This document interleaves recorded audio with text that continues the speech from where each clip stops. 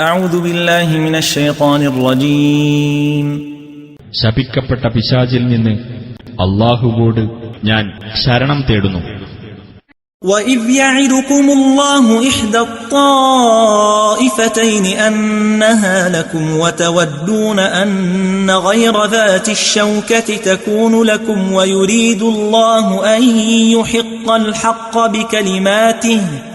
وَيُرِيدُ اللَّهُ أَن يُحِقَّ الْحَقَّ بِكَلِمَاتِهِ وَيَقْطَعَ دَابِرَ الْكَافِرِينَ.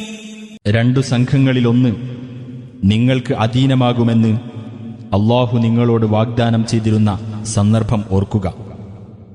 ആയുധബലമില്ലാത്ത സംഘം നിങ്ങൾക്കധീനമാകണമെന്നായിരുന്നു നിങ്ങൾ കൊതിച്ചിരുന്നത്. അല്ലാഹുവാകട്ടെ തന്റെ കൽപ്പനകൾ മുഖേന സത്യം പുലർത്തിക്കാണിക്കുവാനും സത്യനിഷേധികളുടെ മുരട് മുറിച്ചുകളയുവാനും ആണ് ഉദ്ദേശിച്ചിരുന്നത്.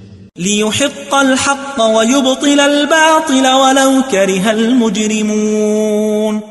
സത്യത്തെ സത്യമായി പുലർത്തേണ്ടതിനും അസത്യത്തെ ഫലശൂന്യമാക്കി തീർക്കേണ്ടതിനുമത്രേ അത്.